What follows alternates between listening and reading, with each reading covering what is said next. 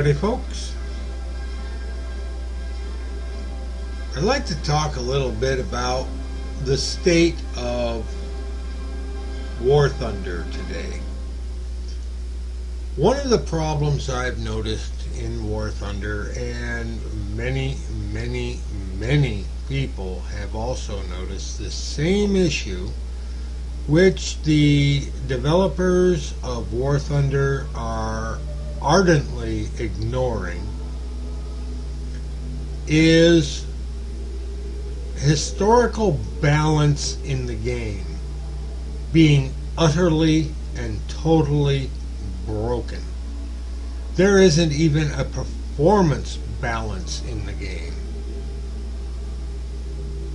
Right now, we are stuck with, if you fly Tier 5 as an American,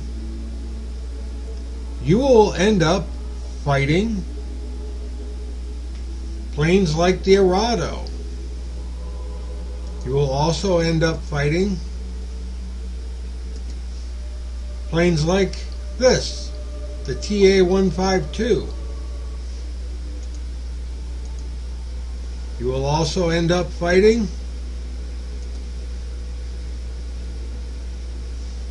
the B-1.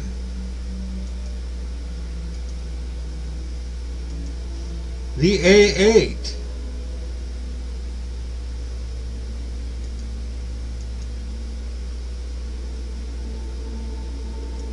The D-9.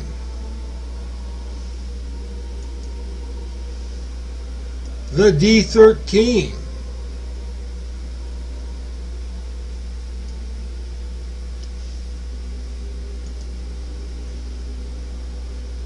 The D-12.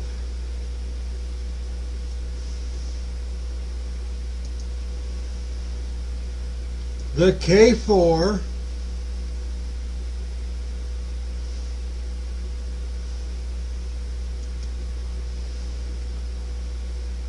And the G-10. All of which are excellent aircraft. The problem is, not one of those planes was developed past 1945 March.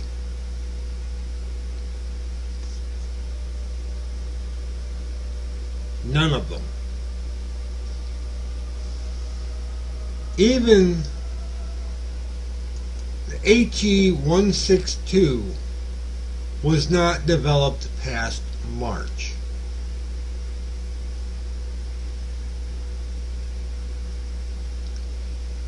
However,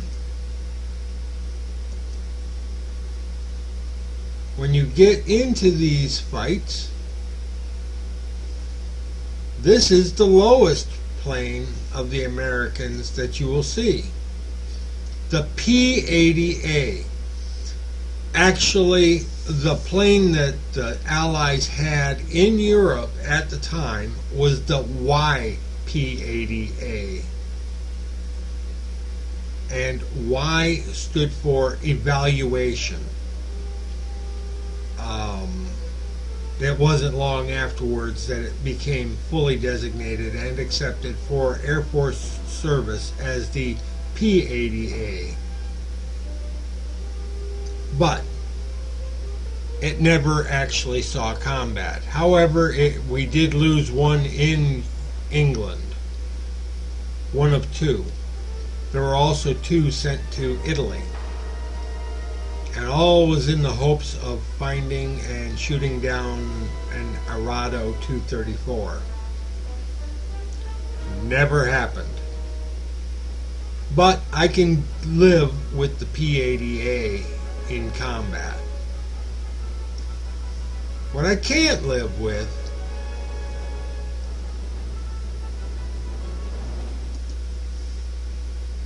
is the F-80C Shooting Star. There's a big difference between the two planes in performance. 594 miles an hour versus 527 miles an hour. And then there's this plane, the F-84B, another plane that should never be seeing German jets, let alone German high-tier props. Beautiful plane, developed 1948.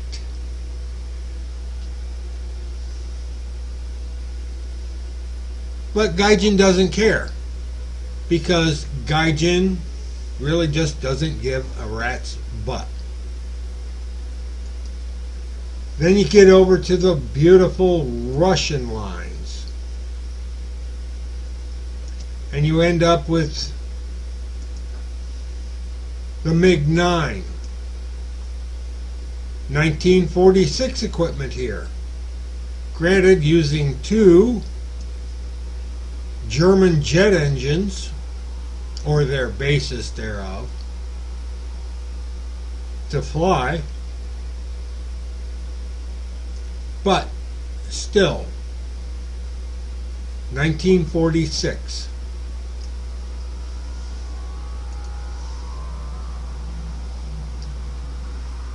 And the Yak-15s.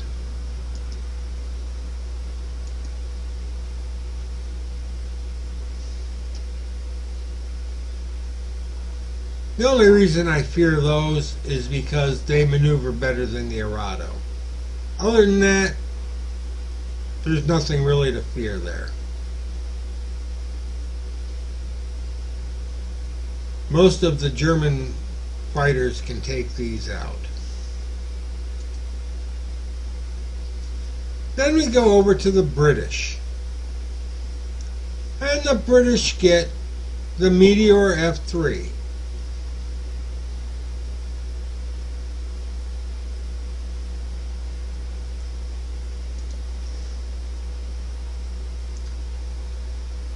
Meteor F3, beautiful plane, actually saw service in World War II.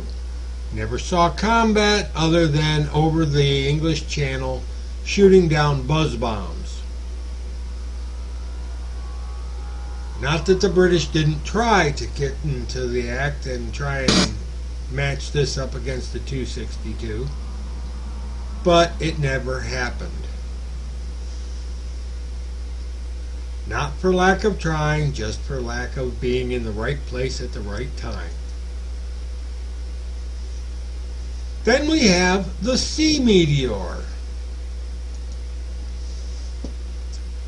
Here's another plane that absolutely has no business flying against World War II aircraft because it was built and flew from 1948 on.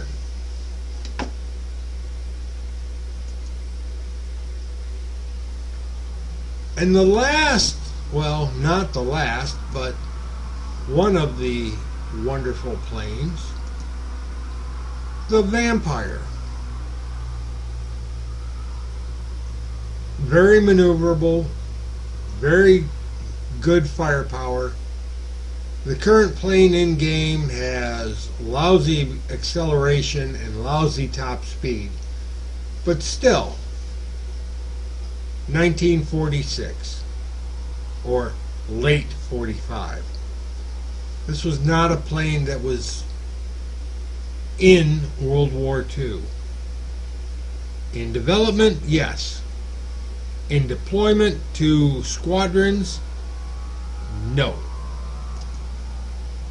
Should never see German jets. And finally, I saved this one for last because it and its brother, the B-57 in the American line, are basically the same plane. The only difference is the American plane has more powerful engines. No, Britain, I am not running you down for having weak engines. I'm just saying that General Electric provided more powerful engines than English Electric could get their hands on.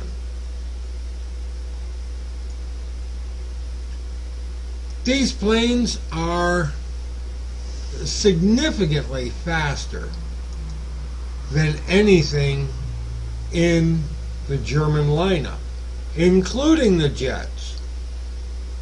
Now the Canberra is 547 miles an hour, but the B-57 is 590 miles an hour. That basically means all the German jets are just sucking fumes chasing these things.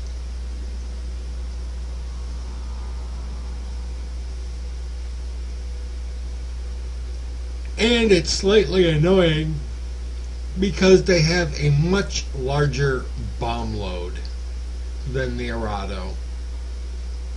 Now, that's not bomb load envy, that's just the planes need to be moved up.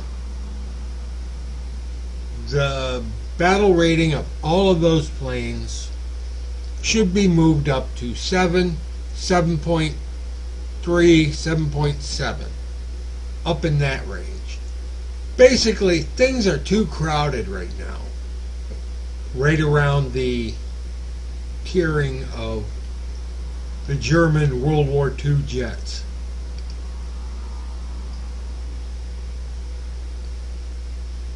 That's been mentioned by a couple of different people. RamJB, Mags, several others that I can't remember right off the top of my head. And it's also been the topic of numerous forum entries that have been extensively filled out. And again, Gaijin has completely ignored the issue. They say that they're going to do this and that and the other thing, and then do nothing. It's getting to the point where that nice number up there, 8011 in Golden Eagles, that's the last I bought. That's the last I will buy. And if I don't see an improvement, that's the last money that Gaijin will get from me. That's not a threat. It's a fact. It's a promise.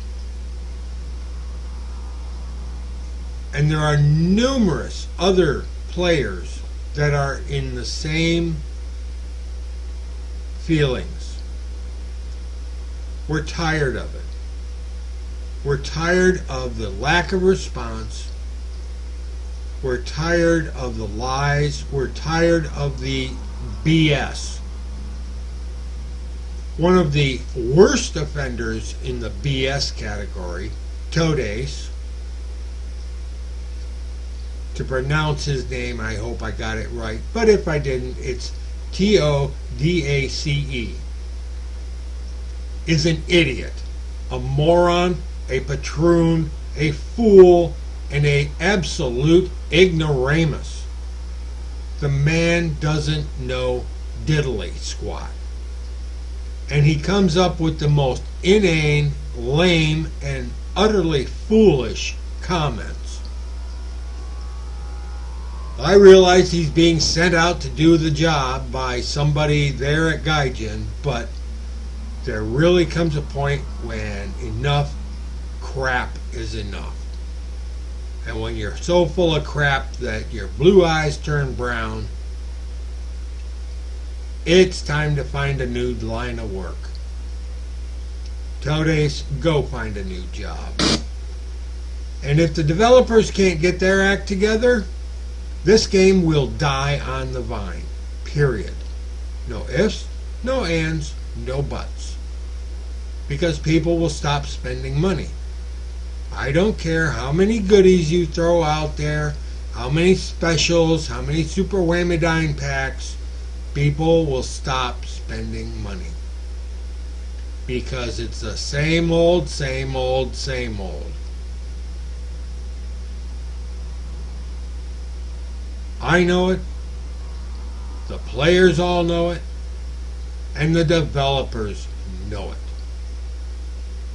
So that leaves one group of people that have not been named to date, and probably the one group most in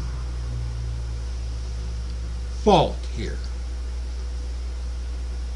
And I would have to say that's the people in the back room accounting.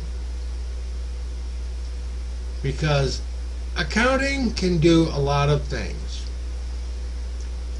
They can point a developer down a road that they feel the developer needs to go to create profit for the company. The problem is bean counters don't know diddly squat about games. Now, if you're willing to let bean counters run your company, that's your business. Your business will not be my business for much longer if they continue to run your business. I love the game. I love the potential of the game. I hate what you're doing to it. You screwed the pooch when you went to 1.39. And I mean that quite literally. When you did that to the players, you did it with malice aforethought. 1.41, more malice. 1.43, more of the same. More shiny toys, but shiny toys do not make the game work. They do not make the game fun, especially with a broken matchmaker and a broken battle rating system. You refuse to listen? Fine. Your company will die on the vine. Maybe not the whole company, but this division. The War Thunder division will die if it does not wake up, smell the roses, and start listening to the people that pay your bills.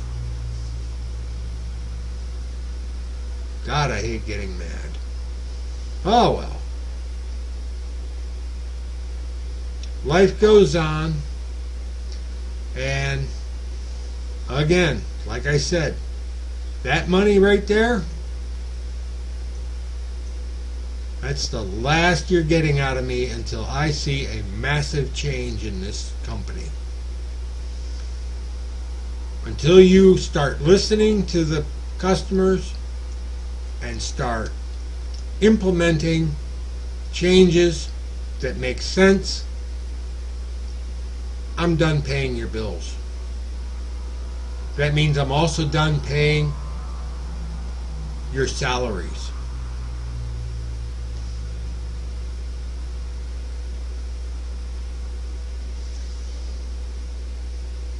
And that's all I've got to say about War Thunder today. Bye-bye, War Thunder.